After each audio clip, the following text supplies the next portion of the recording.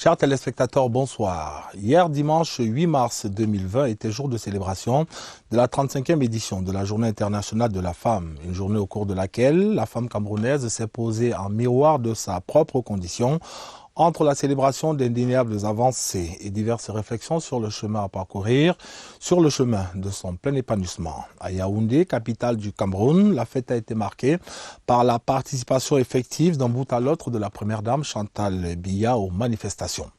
À la vérité, tout au long de cette journée, même de la semaine qui l'a précédée, les femmes camerounaises se sont accordées à faire le constat que sous le renouveau, de prodigieux bonds en avant ont été enregistrés dans l'amélioration de la condition et le statut de la femme camerounaise. Nous en aurons d'ailleurs la confirmation dans quelques instants à travers le parcours et le témoignage d'une dame, la toute première à occuper le poste de directeur général des douanes au Cameroun et depuis octobre 2015, celui de ministre des Postes et Télécommunications. Minette Libom Lilikeng est notre invitée de ce soir. Avec elle, nous parlerons de la femme sous le régime du président Biya et pas seulement, puisque dans cet entretien vérité, nous aurons l'opportunité d'évoquer avec elle toutes les réformes induites par le président de la République dans ce secteur qui est aujourd'hui au cœur de toutes les actualités. L'économie numérique écartelée entre les bienfaits et les méfaits du cyberespace. Mais si vous le voulez bien, commençons par feuilleter à nouveau l'audiencier du président de la République.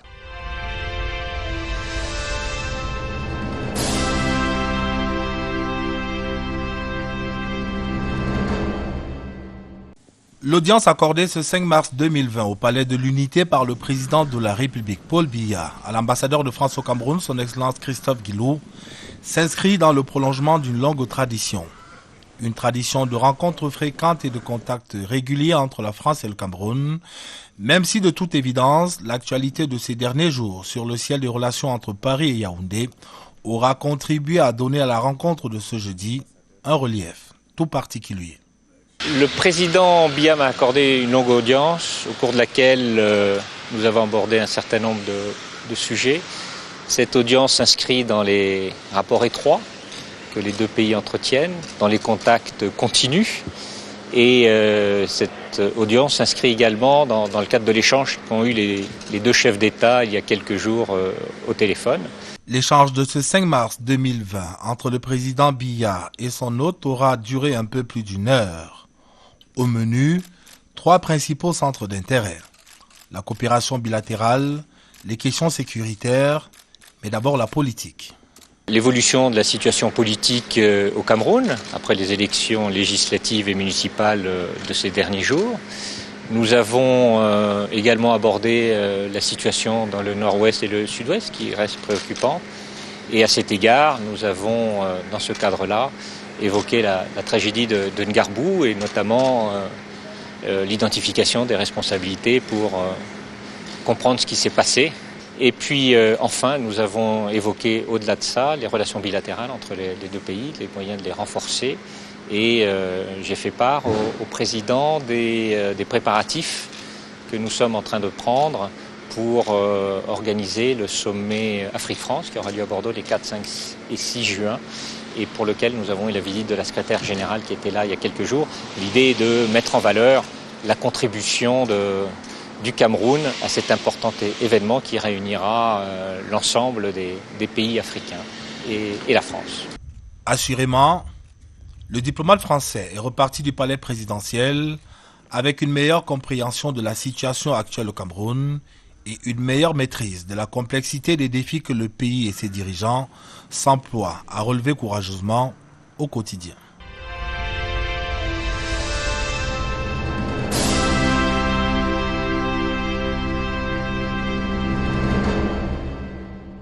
Madame le ministre des Postes et Télécommunications, bonsoir. Bonsoir. Merci d'accepter notre invitation pour le compte de Présence Actu, un plateau qui vous est familier. Vous êtes en poste à la tête de ce département ministériel depuis le mois d'octobre 2015. Rendu en ce début d'année 2020, nous avons pensé nous imposer un petit temps d'arrêt pour évaluer avec vous le chemin parcouru, les chantiers ouverts au sein de ces départements ministériels et ceux qui ont été entrepris par vos prédécesseurs et que vous avez poursuivis. Mais avant de parler spécifiquement du secteur des postes et télécommunications, dont vous avez la charge, nous ne pouvons pas nous empêcher de nous rappeler que vous êtes d'abord une dame et que nous sortons fraîchement de la célébration de la 35e édition de la fête de la Journée internationale de la femme qui était rendue, comme je le disais tantôt, cette année à la 35e édition. Comment s'est déroulée la fête, Madame la Ministre, au sein de votre département ministériel? Merci, c'est déjà avec plaisir que je me livre à cet exercice. La 35e édition s'est très bien passée. L'apothéose était au boulevard, en présence de la Première Dame, qui nous a embarqués dans sa détermination, sa passion à encourager les femmes. Et comme le thème de cette année était à dessein, promotion de l'égalité et du genre, évaluer le chemin parcouru. Et la Première Dame au boulevard, devant les femmes qui défilaient, très engagées, enthousiastes, nous a même entraînés dans un standing ovation quand deux groupes de femmes, particulièrement celles du Nord-Ouest et du Sud-Ouest, sont passées. C'est dire que la fête était très belle. Et au sein de votre département ministériel, la fête s'est naturellement poursuivie. On s'attendait d'ailleurs à vous voir un peu fatigué au lendemain de cette célébration. Au sein de votre département ministériel, Madame la Ministre, quel est le niveau de représentativité des femmes? Je voudrais déjà rappeler que le chef de l'État, depuis son accession au pouvoir, a toujours encouragé la promotion des femmes. Et dans notre département ministériel, qui est un département ministériel technique et spécifique, il se trouve que l'économie numérique, qui est le phénomène du siècle, très technique, se trouve être présenté par les hommes. Mais cependant, la politique mise en place pour la promotion du genre a permis de voir une amélioration. Vous voyez, nous avons à peu près 1000 personnels aux mines postales. 35% sont des femmes. Nous avons 100 ingénieurs de télécommunications. Il n'y a que 18 femmes. Mais n'empêche que ce mélange, ce brassage avec la formation, la sensibilisation, nous nous retrouvons aujourd'hui au niveau des postes de responsabilité. En 2014, les femmes responsabilisées représentaient à peu près 8,5%. Aujourd'hui, nous en sommes en 2020 à 21,5%.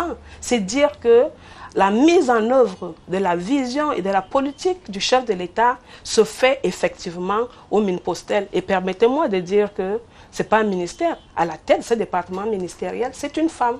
Et je voudrais encore saisir l'occasion de redire toute ma reconnaissance au chef de l'État qui a pensé que ma modeste personne pouvait contribuer à la mise en œuvre de sa politique, de la vision qu'il a du Cameroun dans un secteur stratégique comme celui des postes, télécommunications et TIC. Je me sens particulièrement interpellée parce que j'ai l'impression que je suis un instrument entre ses mains pour être pionnière. Vous vous souvenez qu'il a pris le risque de me nommer comme la première femme directeur générale des douanes du Cameroun.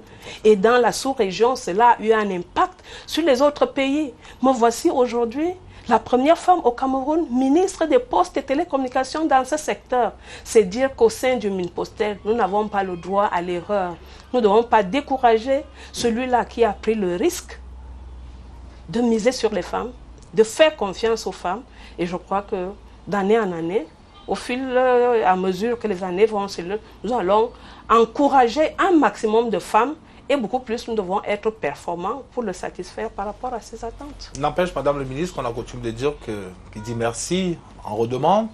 À l'échelle nationale et peut-être sur la sphère sociopolitique en général, et peut-être politique pour être plus précis encore, vers quelle direction doivent tendre les efforts pour un meilleur épanouissement de la femme, pour une meilleure promotion de ses droits? C'est vrai. Avant d'en redemander, il faut d'abord être reconnaissant sur ce qui a été fait. J'insiste pour dire que la politique, la promotion du genre qui est engagée par le chef de l'État, elle est croissante d'année en année. Maintenant, il revient aux femmes de se former. Loin de moi l'idée qu'il faut à tout prix une femme à des postes de responsabilité.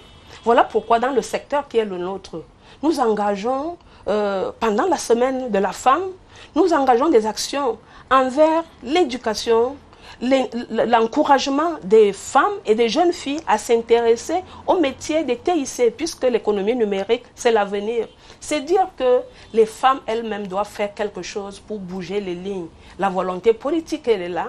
Le chef de l'État s'est encore engagé dernièrement dans la profession de foi lors de la dernière campagne électorale, que mieux que par le passé, il allait donner responsabilité davantage les femmes. Il est donc question pour les femmes, pour que nous autres, qui avons déjà été mis sur l'étrier, d'être des modèles, de sensibiliser les autres, de les former, parce que le tout n'est pas de vouloir avoir une ambition, l'Union africaine 50-50. On ne va pas aller à 50-50 sans avoir une masse critique de femmes formées et intéressées. Et je crois que la société civile également est impliquée pour former les femmes, pour les encourager et pour leur dire qu'elles sont capables de donner encore mieux que ce qu'elles donnent pour le moment. C'est dire donc, je crois que nous sommes en train d'aller vers cette voie. C'est peut-être pas pour demain 50-50, mais il y a des efforts qui sont faits. Vous voyez, à la dernière élection, au double scrutin législatif et des conseillers municipaux, je ne prends que l'exemple de l'Assemblée nationale. Sur les 167 déjà déclarés, 58 sont des femmes. Et là, je crois que c'est dans les 35%. Mais je crois que le chrono n'est pas arrêté, puisque nous savons que bientôt, il y a 11 sièges qui sont encore, où les élections vont être reprises dans le nord-ouest et le sud-ouest. Il n'est pas exclu que le pourcentage des femmes aille encore un peu plus haut. Mais j'insiste et je dis que pour bouger les lignes, il faut que les femmes elles-mêmes soient conscientes et qu'elles fassent quelque chose. Le chef de l'État, lui, il a déjà défini la vision, il a mis des instruments, il a mis des structures pour accompagner et il fait effectivement ce qu'il a promis. Alors, vous avez évoqué les festivités au boulevard du 20 mai, hier 8 mars 2020, en présence de la première dame, Madame Chantal Biya. Nous allons nous arrêter un moment pour revivre quelques clichés souvenirs de cette célébration de la 35e édition de la fête de la Journée internationale de la femme.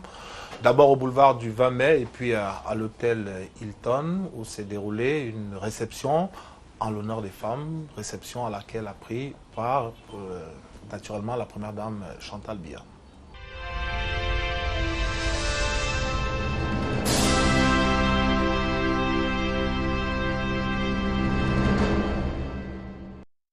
Au boulevard du 20 mai à Yaoundé, la 35e édition de la Journée internationale de la femme vit son apothéose.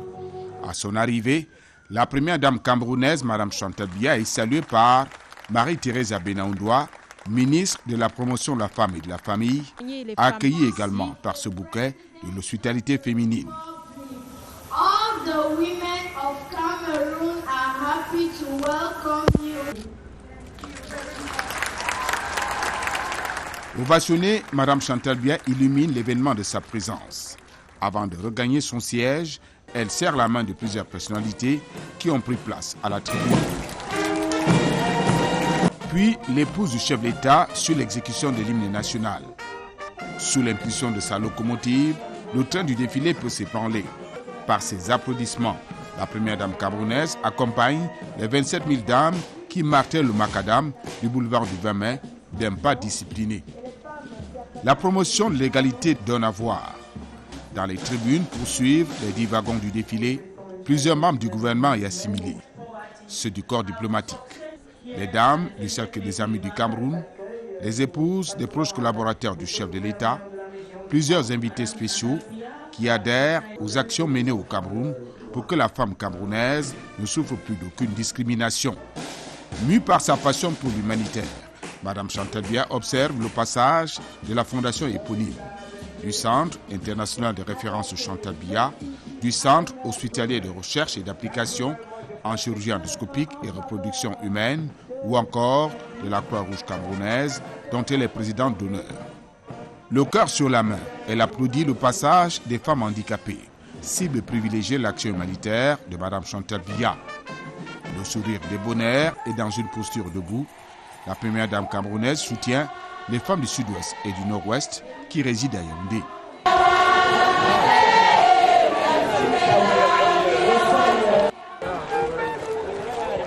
Le défilé motorisé est une autre attraction du défilé. Nous sollicitons le soutien des hommes et les femmes doivent aussi soutenir les hommes, que ce qui a commencé à être fait, soutenu par la très haute hiérarchie, le président de la République, puisse continuer dans la sérénité. Women are longing to be free, no longer in the shadows, forced to stay behind. Par l'hymne de la femme, le premier tableau de la fête se referme pour céder le passage au second.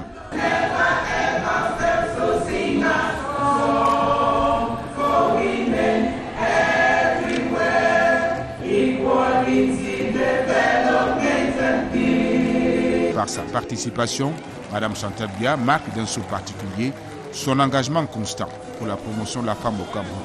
Devenue une tradition, la présence de l'épouse du chef d'État donne à chaque 8 mars un prestige inégalé.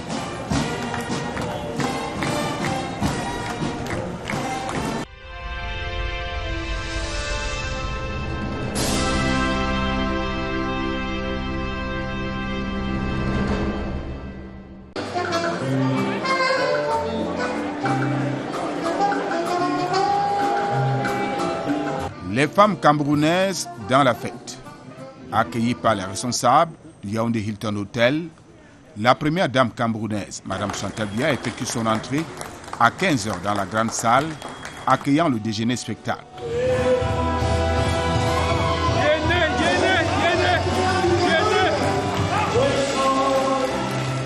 Elle conclut ainsi la 35e édition de la Journée internationale de la femme. Assurément, c'est le bouquet final pour cette manifestation dédiée à la femme. Sur le podium, le directeur général adjoint du CHU de Yaoundé, Dr Félicien Tonnet-Limé. Laissant de côté sa blouse de médecin, il donne le la en faisant bouger la scène pour 10 séquences musicales.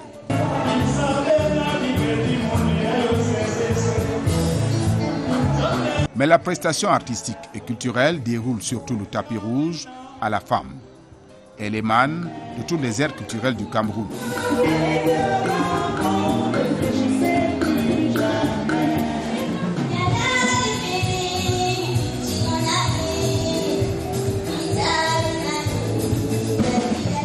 La Rémé Star donne de la voix pour la paix au Cameroun avec un arbre de la paix qu'elle brandit pour soutenir sa chorégraphie.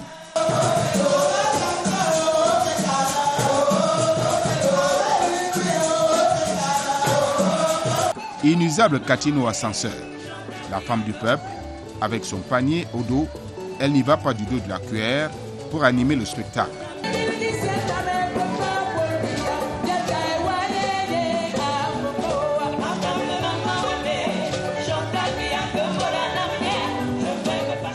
Pour la circonstance, le Yaoundé Hilton Hotel fait le plein d'invités.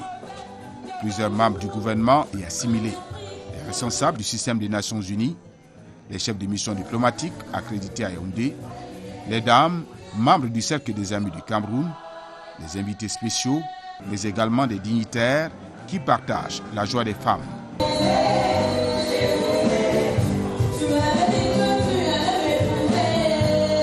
La présence de Mme Chantal Biya est galvanisatrice pour les artistes.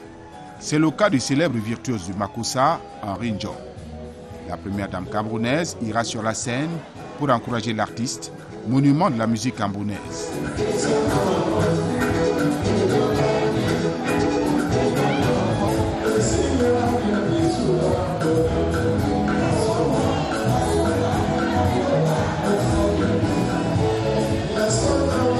25 années après la conférence de Beijing, les femmes camerounaises peuvent savourer la joie des nombreuses avancées observées sur le terrain de l'émancipation et de la promotion de la femme.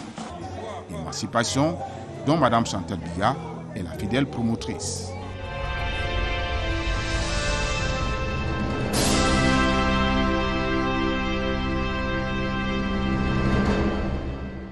Venons-en au vif du sujet, Madame le ministre. Vous avez sans doute hâte de parler du secteur dont vous avez la charge. Nous également, nous avons hâte de vous écouter. En quoi est-ce que on peut dire aujourd'hui que le secteur des postes et télécommunications au Cameroun est un levier de croissance dans notre pays? Je crois que... Déjà, est-ce que nous sommes autorisés à pouvoir le dire? Oui, vous êtes autorisé à pouvoir le dire puisque la plus haute autorité elle-même, le chef de l'État, n'a eu de cesse de rappeler que le développement de l'économie numérique, c'est un accélérateur de croissance et création d'emplois. Et je crois que le chef de l'État il voit plus vite que les autres parce que le monde entier est mobilisé dans le même créneau. Aujourd'hui, vous voyez, on connaît tout ce que les révolutions industrielles ont fait, mais les effets de l'économie numérique, la croissance est exponentielle. C'est dire donc que le chef de l'État a invité toute la nation à se mobiliser pour relever ce défi. Il s'est adressé particulièrement aux jeunes. Et vous voyez, en quoi est-ce que c'est un accélérateur de croissance? Les TIC sont un multiplicateur pour booster tout ce qui est fait. Et nous le voyons dans d'autres pays. Vous voyez, pendant la révolution industrielle, le taux de croissance était 5, 10%. Il fallait investir beaucoup d'argent pour obtenir les résultats. Vous voyez les GAFA, les grands, la Google, Amazon et autres. Regardez comment ce petit groupe-là tient la fortune du monde. Il ne faut pas inventer la roue, il faut faire comme les autres. Voilà pourquoi on n'a pas besoin de le démontrer A plus B, c'est certain. Et toutes les études vont dans ce sens-là, que le développement des TIC, de l'économie numérique, booste la croissance. N'en parlons pas des emplois, puisque aujourd'hui, les activités induites par la transformation numérique, dans un premier temps, qui a l'air de supprimer les emplois classiques, mais il en crée d'autres. Donc au Cameroun, aujourd'hui, nous commençons déjà à voir ces résultats-là. Justement, vous avez énoncé le principe. Maintenant, à l'épreuve de la réalité dans notre pays, est-ce que la culture numérique est entrée dans nos mœurs? Est-ce qu'il y a quelques chiffres qui peuvent conforter ce que vous venez de dire précédemment par rapport au taux de pénétration du numérique, par rapport au nombre d'abonnés auprès des différents opérateurs de téléphonie mobile, par exemple? Oui, bien sûr. Vous avez prononcé un mot là, la révolution numérique. Quand il y a une révolution, il y a toujours une résistance. La réalité, mais elle est là. Puisque l'économie numérique est comme un torrent, que vous le vouliez ou pas, il va vous emporter. Que le Cameroun soit préparé à recevoir l'économie numérique, cette marée-là va passer. Soit vous êtes programmé, vous programmez, soit vous serez programmé. Mais quelques chiffres au niveau du Cameroun, c'est le taux de pénétration du mobile. Quand nous partons de 2015 en maintenant, la croissance est de plus de 100%. Nous avons aujourd'hui un taux de pénétration du mobile qui est de l'ordre de 90%. Nous avons un taux de pénétration Internet qui est de 35%. Ce qui fait qu'aujourd'hui, si vous faites le ratio par rapport à la population, les Camerounais se sont déjà connectés. Mais maintenant, il y a un problème. Se connecter, pourquoi faire? On va y revenir, mais comparé aux autres pays qui nous entourent, où se situerait le Cameroun? Par rapport en Afrique centrale. Par rapport à l'Afrique centrale. Le Cameroun, il est leader. Par rapport à l'Afrique au Sud-Sahara, en fonction des secteurs. Je prendrai par exemple le cas de l'e-commerce, le commerce électronique. Oui. Le Cameroun est classé 10e parmi les pays africains en matière de commerce électronique. Qu'est-ce qu'on achète le plus? Qu'est-ce qu'on propose le plus dans malheureusement, pour le moment, c'est une plateforme de commerce. Ce n'est pas du Made in Cameroun particulièrement. Il y a un peu du Made in Cameroun, mais ce sont des produits qui viennent de tous les autres pays, mais où les Camerounais peuvent maintenant acheter et commander en ligne. Les efforts du gouvernement sont organisés pour que, effectivement, nous puissions connecter nos masses de production. Par exemple, il y a des travaux en cours avec le ministère de l'Agriculture pour que les populations des zones reculées puissent vendre leurs bâtons de manioc, leur production agricole en ligne. Et que vous sachiez qu'aujourd'hui, si j'ai besoin de héros et autres, je tape et je peux les acheter. Le travail est en train d'être fait pour que des plateformes de commerce du Made in Cameroun soient mises en place. Mais vous savez, avec l'économie numérique, comme il n'y a pas de frontières, on ne peut pas limiter parce que c'est le consommateur qui dicte la loi. Il prend ce qu'il veut. Voilà pourquoi je sais qu'on va en parler. Je parlais des jeunes. Aujourd'hui, la plupart des jeunes sont engagés dans le développement des applications qui permettent aux populations de satisfaire leurs attentes. Si on se rend compte qu'une classe de personnes, les femmes qui travaillent par exemple, ne peuvent pas faire les courses, il y a plusieurs petites applications aujourd'hui qui permettent à une femme qui est au bureau de faire ses courses, d'acheter en ligne. Ça se fait déjà, mais nous voulons le rendre, le transformer à grande échelle. Et pour cela, vous avez besoin de mettre en place l'infrastructure adéquate. Est-ce que l'infrastructure actuelle permet de refléter ou de rendre véritablement dynamique le frémissement qui est observé dans ce secteur de l'économie? Effectivement, l'environnement n'est pas adapté parce que nous avons un peu comme une cohabitation de l'ancienne économie et de la nouvelle économie. Les habitudes ne veulent pas changer et nous travaillons pour que nous puissions mettre un environnement adéquat.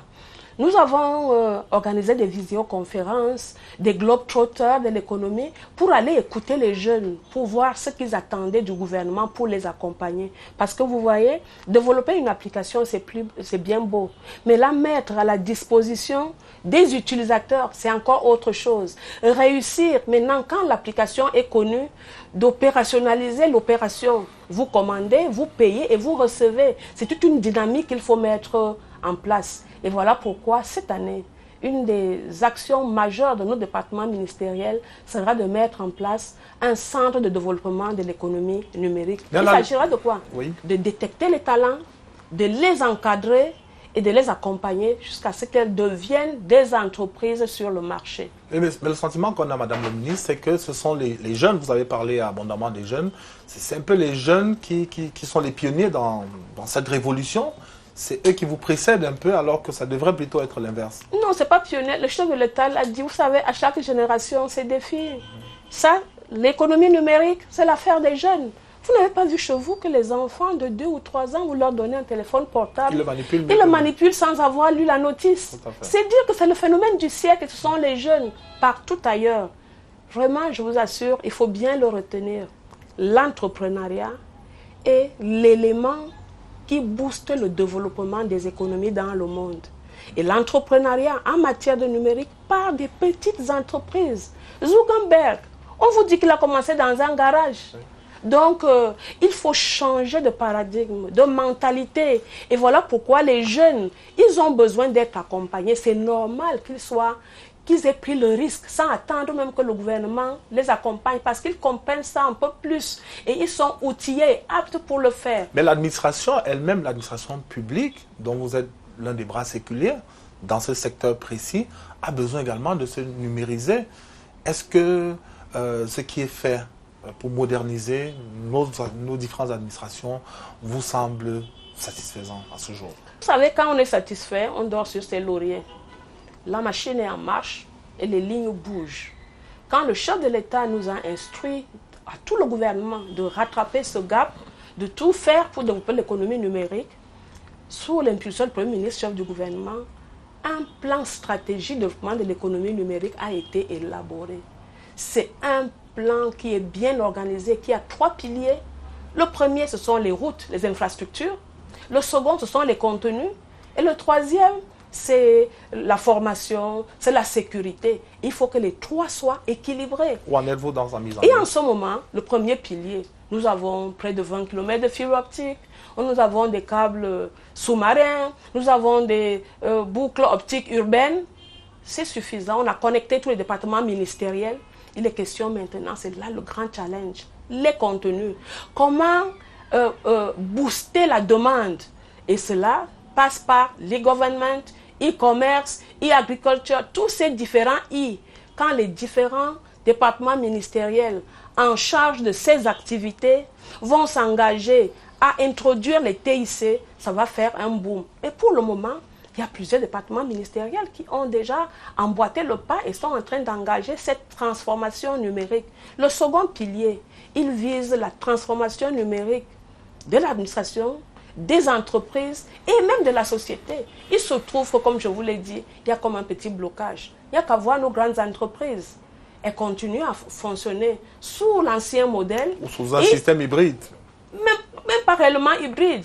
Puisque, à l'heure actuelle, nos grandes entreprises devaient déjà engager véritablement leur transformation numérique. Avoir un système de comptabilité automatisé ou autre, non. Il faut que nous arrivions à mettre des services digitalisés pour que les usagers y soient contraints.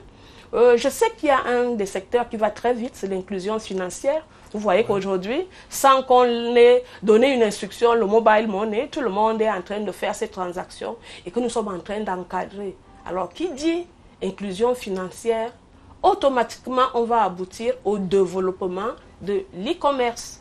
Et je crois que je voudrais vous rassurer que la transformation digitale du Cameroun est en cours. Regardez ce que le ministère de la fonction publique a fait. Au niveau du ministère des Finances, c'est très avancé. Il se trouve un peu qu'au niveau du Cameroun, comme je vous dis, c'est un problème de mentalité. Beaucoup de choses sont engagées. On ne les fait pas connaître suffisamment. Et il y a un peu comme un petit cloisonnement de département ministériel, au point où on s'auto-flagelle, alors que le Cameroun, en Afrique centrale, je vous assure que nous sommes au peloton de tête. En Afrique, même, nous dépensons certains autres pays. Et je crois que le meilleur reste encore à venir. Et cette année 2020 sera déterminante pour notre pays en matière de l'économie numérique. Madame le ministre en charge des postes et télécommunications, vous avez parlé d'un taux de pénétration de près de 90% dans le secteur de la téléphonie mobile. Vous comprenez qu'on puisse s'y attarder encore un petit moment pour évoquer la qualité des services, la qualité des prestations offertes par les opérateurs auxquels vous avez accordé des concessions il y a quelques années. Comment trouvez-vous les prestations offertes? Il vous arrive de passer les appels, Madame le ministre. Comment trouvez-vous la qualité des prestations offertes par les opérateurs de téléphonie mobile? Avec votre permission. Est-ce qu'il vous arrive d'avoir des problèmes de connexion comme nous autres? Bien sûr, comme tout le monde, le Mine-Postel n'est pas épargné. Mais je voudrais, pour qu'on comprenne bien le phénomène, faire un petit rappel. En 98, avant 98, l'État faisait tout. L'État était opérateur, l'État était régulateur. Au bénéfice de la réforme du secteur des télécommunications, la tutelle a eu ses activités bien décrites et limitées. Le régulateur a été mis en place. On a même deux régulateurs. On a celui des télécommunications et on a celui du cyberespace d'Internet. Et là, nous avons eu un boom. On a eu deux grands opérateurs, après un troisième. Aujourd'hui, nous en avons 4. C'est dire donc que ceux-là qui ont évolué dans un environnement où le Cameroun découvrait, recevait cette nouvelle technologie, la réglementation mise en place, l'encadrement avec la répartition des responsabilités n'a pas fait l'objet d'un grand suivi. Voilà pourquoi nos opérateurs ont augmenté le nombre d'abonnés, mais n'ont pas suivi au niveau des investissements. Dans leur concession, il y a un cahier de charges. Le régulateur est chargé de surveiller comment est-ce que les opérateurs respectent le cahier de charges. Est-ce que le régulateur ou les régulateurs disposent de moyens humains, moyens matériels et même de l'arsenal sur le plan réglementaire pour assumer leur mission, Madame la Je vais y arriver, voilà pourquoi je voulais expliquer que devant donc ce constat, la première chose était de faire l'audit. Et sur instruction du chef de l'État, un audit des communications électroniques a été fait. Et cet audit nous a donné le cliché de la situation de nos différents réseaux des opérateurs de téléphonie mobile. Et pour réparer tout cela, il y avait des investissements à faire. Ce qui fait que, comme ils étaient lourds, dans le cadre des avenants à leur concession, nous avons dû ajouter un élément nouveau. Parce que quand on faisait les contrôles, vous trouvez les repères techniques 100%, 102%, voire pendant que vous, au niveau des appels, vous n'étiez pas satisfait. Il y a eu un nouvel élément, la qualité de l'expérience du consommateur. Ce qui est une condition aujourd'hui qui est mesurable dans leur cahier de charges. Maintenant, les opérateurs de régulation qui ont été mis en place dans une économie qui était celle de la deuxième génération, on n'avait que les 2G. C'est en 2015 qu'on a migré vers la 3 et la 4G. Cela devait donc entraîner une transformation également de nos régulateurs. Mais vous savez, il y a un peu quelques lenteurs. Voilà pourquoi il se trouve Qui sont dus à quoi? Qui sont dus au fait qu'on croit qu'on va toujours s'en sortir. Vous voyez, on voit la pression, on essaye de faire avec les moyens de bord qu'on a jusqu'à ce qu'on ait constaté en 2017 qu'il fallait à tout prix que le régulateur engage un renforcement de capacité poussé, qu'il renforce les équipements à sa disposition pour pouvoir faire ces différents contrôles. Le temps de passer la commande publique, de recevoir les équipements. Notre régulateur est outillé aujourd'hui. Et voilà pourquoi ils font des patrouilles pour vérifier et mesurer cette qualité de service. Les désagréments que vous percevez ne sont plus uniquement du fait du manque d'équipements mis à jour des opérateurs. C'est des acteurs extérieurs. Vous savez que le Cameroun est un grand chantier aujourd'hui.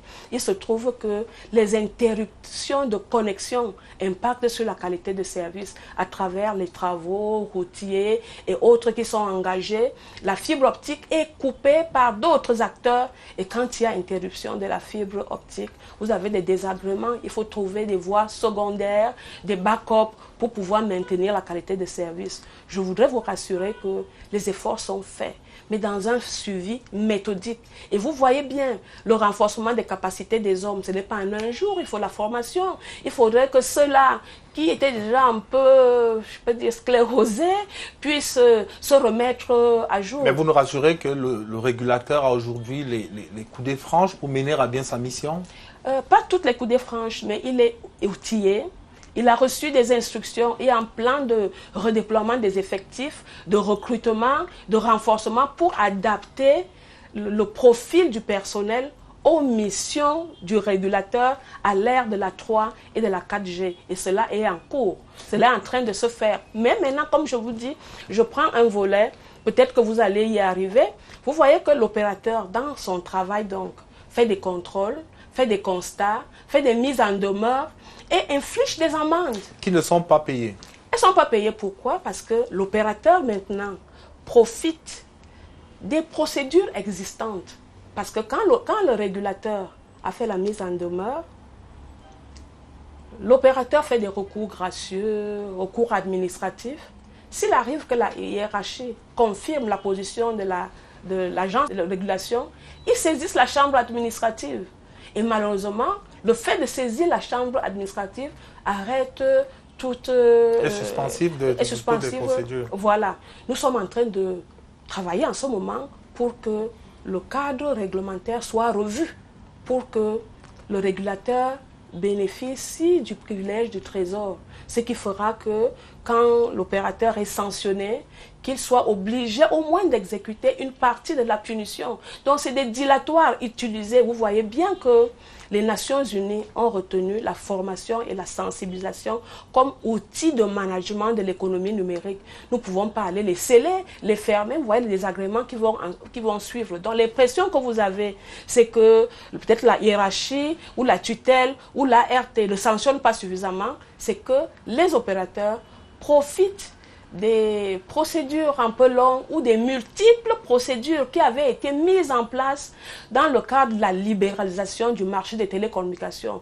Le Cameroun a voulu ouvrir, mais peut-être qu'on a un peu trop ouvert au point où le régulateur se faufile, surfe dans cela pour faire du dilatoire et rallonger le moment, le temps de correction des infractions constatées. Il en est de même, diriez-vous, de la baisse des coûts de communication et également qui a été souhaitée par la clientèle, annoncée même par certains, mais qui jusque-là n'est pas véritablement effective. Elle est réelle, elle est effective. C'est que nous en demandons un peu trop. Nous sommes exigeants, c'est normal. Mais les Camerounais estiment que le prix des communications est encore assez élevé. Mais comparé à la sous-région, allez voir ce que ça... Mais on ne dit pas que nous ne dormons pas sur nos lauriers, parce que le chef du gouvernement nous a instruit de tout faire, puisque pour booster l'économie numérique, c'est déjà un outil indispensable pour la mise en œuvre de tous les projets de société. Mais il faut voir ce qui rentre dans le coût de communication. Il y a des éléments qui sont encore élevés aujourd'hui juste parce que le cadre réglementaire, le contrôle n'a pas été suffisamment mis en place. Je prends un petit exemple. Quand il a fallu, en 2015, que les opérateurs, les deux grands qu'on connaissait, plus le troisième, puissent migrer à la 3 et 4G, il leur fallait beaucoup d'infrastructures passives. c'est-à-dire tous ces pylônes que vous voyez. La réglementation n'avait pas encore prévu l'encadrement de la mise en place des infrastructures. Un opérateur, par entente mutuelle, s'est mis à poser ces infrastructures et se met à taxer ces infrastructures passives à un prix très très élevé. Ce que le gouvernement a eu à faire, c'était de définir rapidement le cadre réglementaire et imposer à cela de ramener les prix pour que le coût des communications électroniques soit acceptable. Et dès qu'ils l'ont fait, il y a eu une baisse réelle. Mais je vous dis que c'est un problème d'économie d'échelle, c'est un problème même également d'opérateurs économiques. Parce que vous voyez, pour faire une opération Internet, les communications sortent d'abord du Cameroun et puis elles reviennent. C'est très élevé. Le gouvernement vient de mettre en place des points d'échange Internet pour que nos communications n'aient plus besoin d'aller et de revenir. Et cela constitue une réduction des coûts. Mais il se trouve que tous les opérateurs... Est-ce que c'est déjà effectif? C'est effectif pour les opérateurs qui se sont connectés à ces points d'échange Internet. Mais comme là encore, je vous dis, ça va tellement vite. Il n'y a pas encore un cadre réglementaire. Quand on faisait la loi sur les communications électroniques, en 2000, celle qui a été revue en 2010, il n'y avait pas encore le cadre des points d'échange Internet. Ce qui fait qu'aujourd'hui, nous ne pouvons pas contraindre les opérateurs à se connecter aux points d'échange Internet. Parce que la législation est en retard. Elle est en retard. Mais un groupe de travail est mis en place et nous travaillons avec les services du Premier ministère pour que ce problème-là puisse être réglé. Mais Madame le ministre, est-ce que de façon formelle, on peut dire qu'aujourd'hui, le Cameroun est à la 4G? Oui, le Cameroun est à la 4G. Quand on nous l'a annoncé, l'arrivée de cette 4G-là, elle devait s'accompagner d'une amélioration sensible de la qualité des services. C'est pour ça que je vous dis, nous ne faisons pas un amalgame, vous voyez. La qualité de service est une préoccupation de tous les pays. Il n'y a nulle part là où c'est vraiment 100%. La disponibilité, la non-interruption des communications. On n'a pas d'interférence. Ce que nous vivons ici, je vous ai dit, à ma connaissance, sauf si autre chose il arrive bien qu'on lance un appel qui ne passe pas ou alors qu'on entend d'autres choses que ce qu'on voudrait entendre quand on a lancé l'appel. Donnez-moi une minute de vous parler du temps de latence. Oui. C'est pour ça que je vous ai parlé d'un phénomène qu'on est en train de corriger, mais qui ne peut pas se corriger en 2 jours. Après l'audit, on a constaté que nos opérateurs n'avaient pas mis à jour leurs équipements. Pendant que le taux de pénétration du mobile, c'est-à-dire plusieurs Camerounais sollicitent les mêmes bandes passantes, alors qu'on n'a pas boosté les équipements qui émettaient cette bande passante, il y a comme un embouteillage. C'est pour ça que vous voyez le trafic, même dans les rues, et il y a cet encombrement. Ce qui fait qu'il y a des heures où ce temps de latence n'est pas très très long. Nous travaillons puisque c'est un élément de mesure de la qualité de service. Et en ce moment, les opérateurs ont engagé des investissements pour acheter des équipements qui permettent de servir plusieurs personnes au même moment. Et comme je vous dis, c'est un jeu. Vous voyez que l'opérateur le sait bien. Mais lui va avoir des clients. Le régulateur doit le contrôler. Et quand il le contrôle, ils ont déjà été sanctionnés pour cela. Mais les pénalités ne sont pas payées parce que les opérateurs ont saisi la chambre administrative, ce qui a bloqué la mise en place de la procédure. Donc, je voudrais dire que ne soyons pas, ne nous auto-flagellons pas. Et quand on compare même certains pays, le Cameroun est spécifique. Le chef de l'État a voulu un développement inclusif de l'économie numérique. C'est dire qu'au Cameroun, tous nos chefs-lieux de région sont connectés. Les plus grandes villes de plus de 20 000 habitants sont connectées. Si maintenant vous vous comparez avec un pays qui a 2 villes qui sont connectées, là c'est normal que là-bas vous trouvez un taux de téléchargement qui est rapide, mais il faut aller voir ce qu'il y a derrière. Au Cameroun, il faut couvrir tout le pays parce que c'est un développement harmonieux des TIC que le chef de l'État a voulu. Et nous travaillons pour cela, et nous travaillons de façon méthodique. Parce que si on le fait à la tête du client, ça va être un désordre. Parce que pour bâtir l'économie numérique, nous avons besoin de la qualité du service, nous avons besoin de la disponibilité de la bande passante. En veillant quand même à ne pas être battu de vitesse à chaque fois, puisque vous-même vous l'avez reconnu, c'est un univers dans lequel les choses vont plutôt très vite.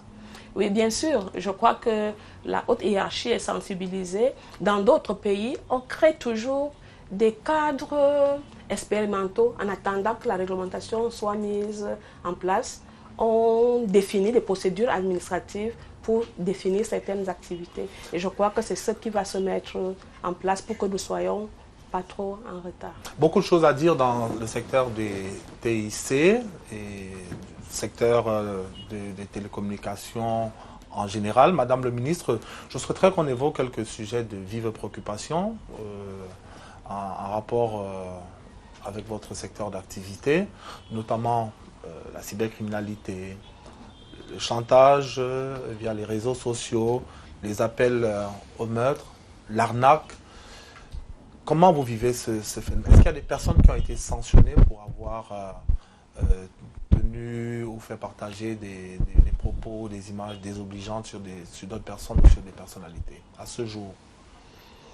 Je voudrais encore toujours rappeler qu'aujourd'hui, les réseaux sociaux, l'économie numérique sont devenus un passage obligé de toute activité. Tout le monde est connecté et il se trouve qu'aujourd'hui, ce qui avait semblé être une grande opportunité s'avère être régulièrement une voie de déstabilisation qui met en mal le vivre ensemble. Ce n'est pas propre au Cameroun, c'est partout. Maintenant, c'est un problème de comportement des internautes et des citoyens. Voilà pourquoi le chef de l'État a toujours dit, en s'adressant particulièrement à la jeunesse, de ne pas être des followers passifs, mais des citoyens qui protègent leur pays. Maintenant, le Cameroun est classé 5e en Afrique en matière de réglementation, en matière de cybersécurité. Nous avons une loi qui combat la cyberdélinquance. Nous avons sensibilisé, vous vous souvenez des SMS qui rappelaient ce que vous risquez en cas de... Mais maintenant, comme je vous dis encore, c'est complexe. Vous voyez, nos instructions judiciaires, la police judiciaire, ils étaient habitués aux enquêtes conformément au code pénal. Maintenant, il faut une certaine aptitude en matière d'investigation numérique. C'est dire que nous sommes saisis par tous ces abus, puisqu'il y a des gens qui vont donc aveuglement se connecter sans se protéger. Il y a des attitudes, des comportements à avoir quand on est dans le cyberespace. Les uns croient qu'ils ne sont pas vus, mais rien ne s'efface dans le cyberespace. Mais maintenant, au niveau des sanctions, il vous revient, vous qui êtes anarqués, vous qui êtes saisis, de saisir les structures compétentes à la matière. Il y a l'antique, il y a les structures judiciaires, ce n'est pas à nous à sanctionner. On a mis le cadre. Est-ce qu'il est arrivé quand même que, compte tenu de la cote d'alerte qui semble être atteinte déjà dans notre pays, que des personnes aient été sanctionnées pour avoir appelé au meurtre, pour avoir fait la promotion du tribalisme qui est réprimé par notre législation, pour avoir arnaqué d'autres personnes? Non, monsieur Yumar, je vous dis que je n'ai pas les statistiques du ministère de la Justice. Mais vous avez la tutelle de l'Antique, par exemple? L'Antique ne sanctionne pas. L'Antique assiste l'investigation, puisque chacun a ses compétences. Mais elle est saisie régulièrement des Elle est saisie régulièrement, justement. Elle fait son travail, qu'est-ce qu'elle fait? Elle fait son travail. Elle fait, si vous vous plaignez, on peut vous ressortir l'historique de la personne qui vous a anarqué. Il vous revient à vous maintenant, conformément à la réglementation qui existe, de saisir l'autorité judiciaire. Il y a plusieurs personnes, les chiffres sont des milliers qui sont arnaqués, leurs comptes bancaires qui sont menacés. Il suffit que vous saisissez l'Antique. Et l'Antique fait l'investigation, vous donne les éléments qui permettent d'identifier qui a commis cet impair, qui vous a diffamé. À vous maintenant de saisir l'autorité judiciaire. Maintenant, je ne saurais vous donner les statistiques des personnes sanctionnées. Mais je crois que nous sommes en train de travailler. Nous avons proposé qu'il faudrait une réorganisation de la sanction des infractions du cyberespace. Dans quel pour sens? en faire, c'est-à-dire créer des structures spécialisées. Soit on renforce les capacités, les compétences de l'antique en lui ajoutant un élément qui permet de sanctionner cela qu'on a identifié, ou alors une espèce de structure avec les OPJ compétents, le ministère de la Justice, mais assisté par les experts du Minpostel au niveau de l'investigation numérique et pour que les sanctions puissent suivre. Dans d'autres pays, cela a été fait parce que nous sommes encore là dans l'organisation de l'ancienne économie classique. Ça veut dire que si vous êtes à Berthois et que vous êtes arnaqué, vous allez saisir le tribunal local qui, lui, l'a habitué à connaître les opérations de l'économie normale. Ce ne sont pas les infractions de l'économie numérique. Donc, pour plus d'efficacité, il nous faudrait œuvrer pour des structures spécialisées qui regroupent toutes ces compétences-là. En ce moment-là, on saura interroger la structure et on aura le bilan de ceux. Mais je vous assure que l'antique fait déjà ce travail. Tous ceux qui ont été arnaqués, qui saisissent l'antique fait le recoupement pour leur donner la possibilité de saisir les structures judiciaires compétentes.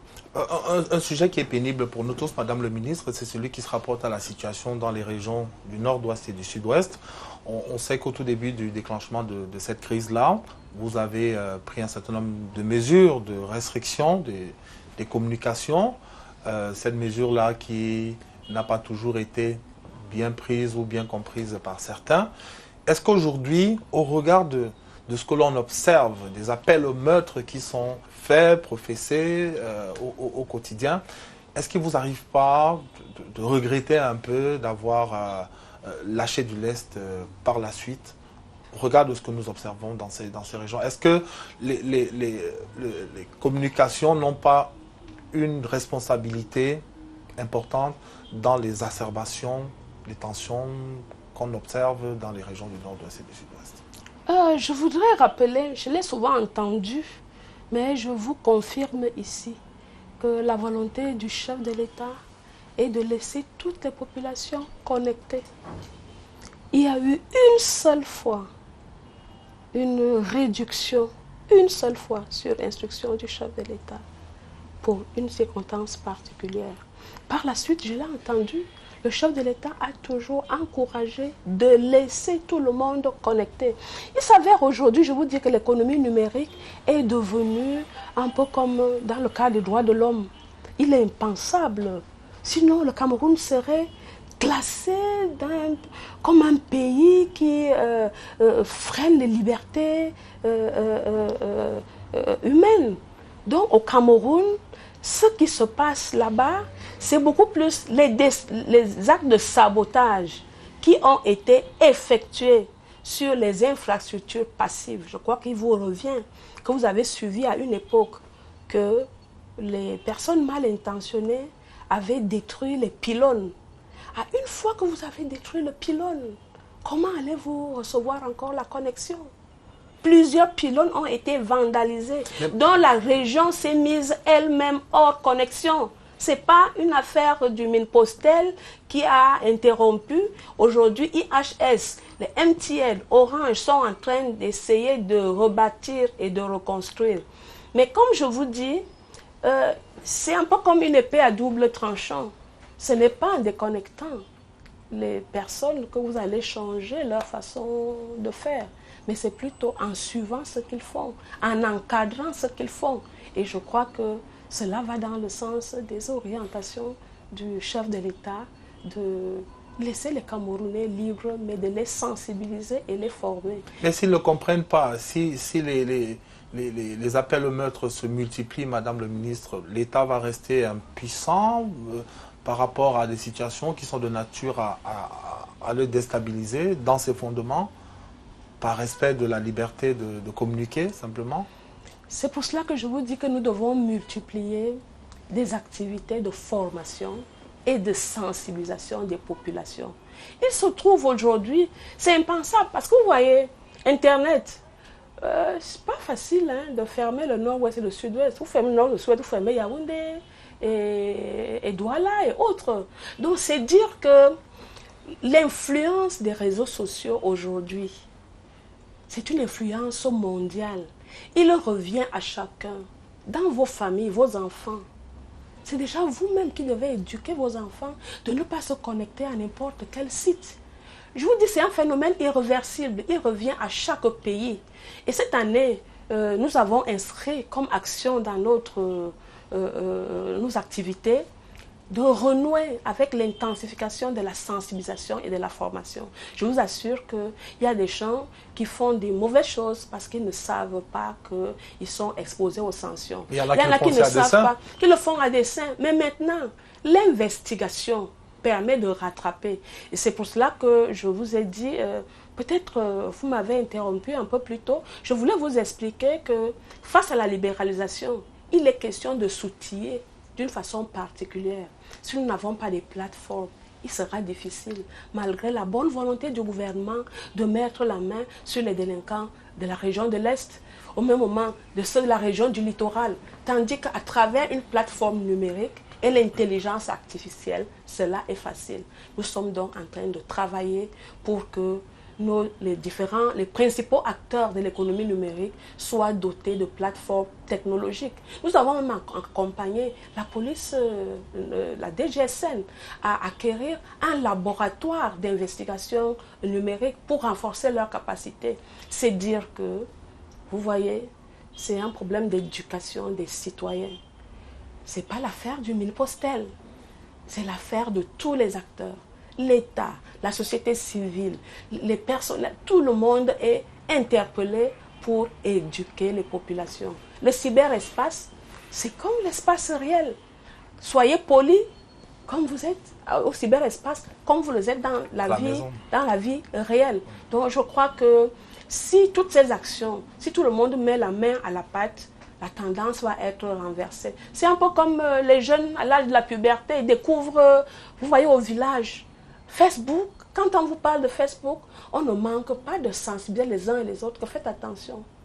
Ces amis inconnus sont dangereux parce que derrière le cyberespace, c'est des personnes déséquilibrées qui ont pour mission de déstabiliser, de détourner. Et c'est au gouvernement.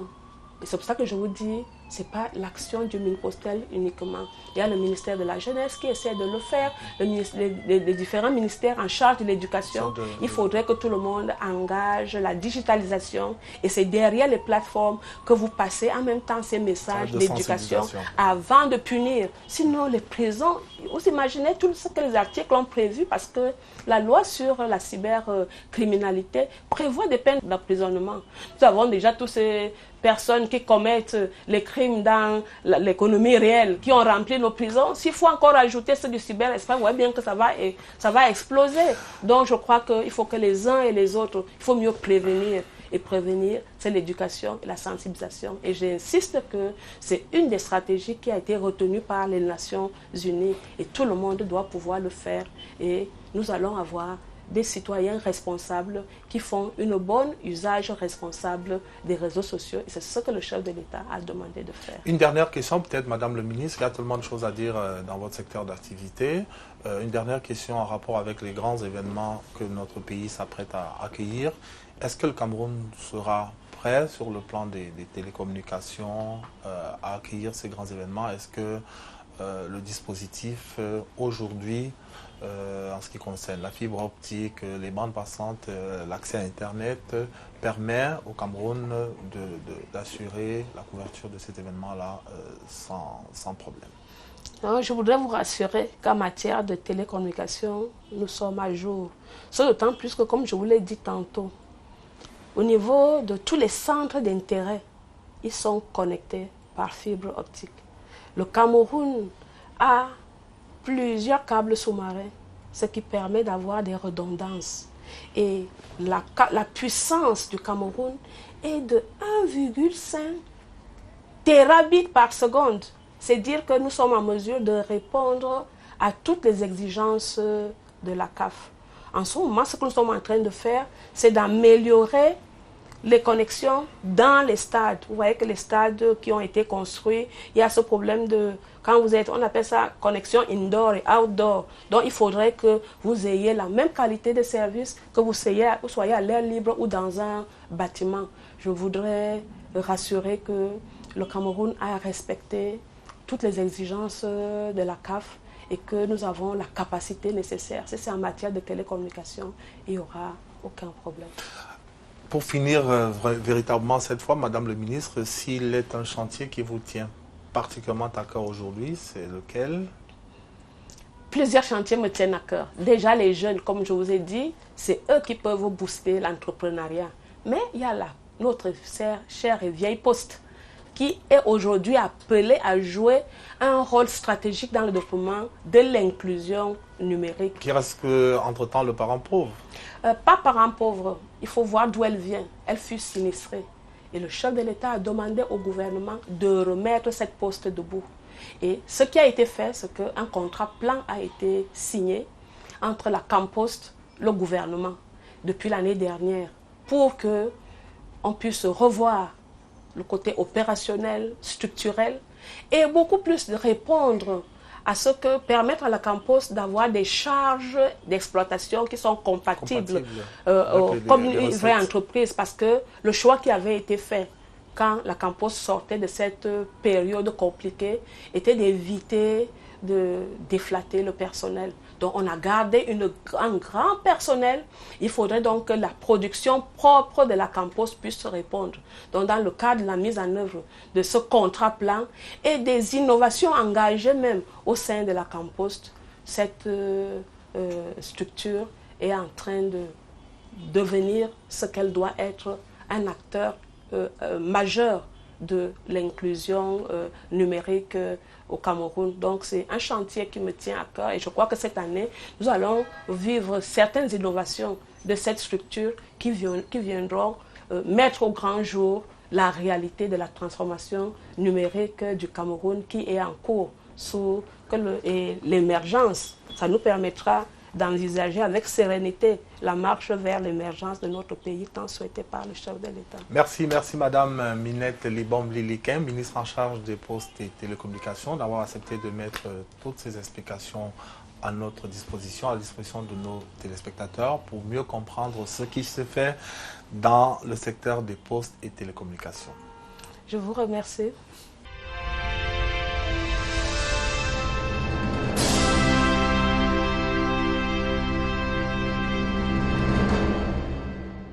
Cette édition de votre magazine est à présent terminée. Merci de l'avoir regardé. Retrouvons-nous dans 2 semaines.